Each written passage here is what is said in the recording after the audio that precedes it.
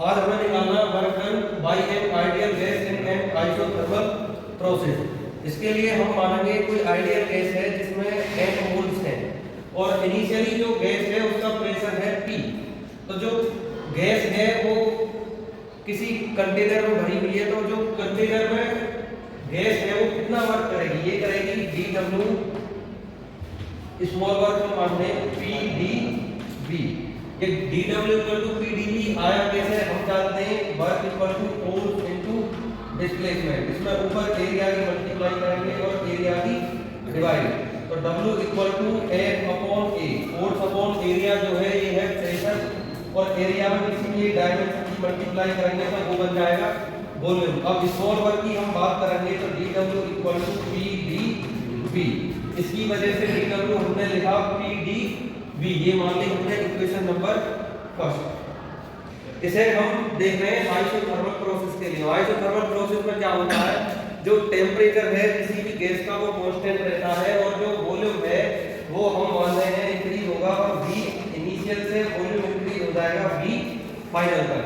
तो ये जो एक्सिस है हमारी वॉल्यूम की है, तो इसमें वॉल्यूम इनिशियल हमने माना 0.1 है, वॉल्यूम है कितना VI, और वॉल्यूम बढ़ के फाइनल हो कितना गया VF। तो जो वॉल्यूम है वो बढ़ा, मगर हम देख रहे हैं जो प्रेशर है गैस का वो एक्सिस में ऊपर से आया नीचे की ओर, तो वॉल्यूम अगर बढ़ा तो प्रेशर क्या हुआ, प्रेशर कम। तो जो वॉल्यूम है वो कहां से कहां तक हुआ, VI से VF तक। तो जो टोटल वर्क डन निकालेंगे हम A टू B, वो किस कंडीशन में निकालेंगे हम, इसका क्या कर देंगे हम इंटीग्रेट, क्या कर देंगे, तो dW या W इक्वल टू dW का इंटीग्रेट और ये PdV, और इसका इंटीग्रेट हम करेंगे कहां से कहां तक, V इनिशियल से V फाइनल तक।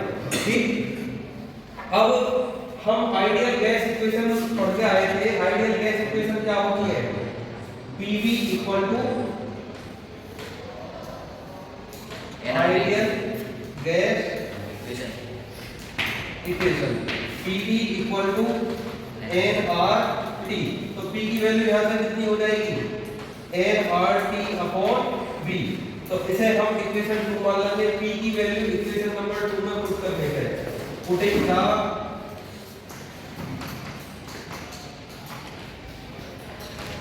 Value of P in equation second.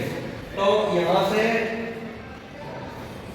W हो जाएगा हमारा V initial to V final, P की जगह यूज करेंगे हम nRT अपॉन V, और इनटू में है ये dV। जो वेरिएबल है यहाँ V है, V का टर्म हम अंदर रख लेंगे, बाकी समय कहाँ निकाल लेंगे बाहर, VI से VF, और ये हो जाएगा dV upon V। dV upon V यानी कि 1 अपॉन V का इंटीग्रेट क्या होता है, log V, कितना log V। तो ये हो जाएगा nRT और ये हुआ log V। लिमिट इसकी V इनिशियल से V फाइनल तक। तो जो लिमिट इसमें हम रखेंगे ये आ जाएगी log अपर लिमिट यानी कि V final minus lower limit यानी कि V इनिशियल। तो जो वर्क आया वो आया, ये वर्क आया हमारा nRT log E base V minus log E base VI। इसे मान लिया हमने इक्वेशन नंबर 3। तो W equal to nRT log E base VF minus log E base VI। तो log m minus log n जो formula है ये होता है log m अपॉन n, यानी कि इसे लिख सकते हैं हम VF अपॉन VI।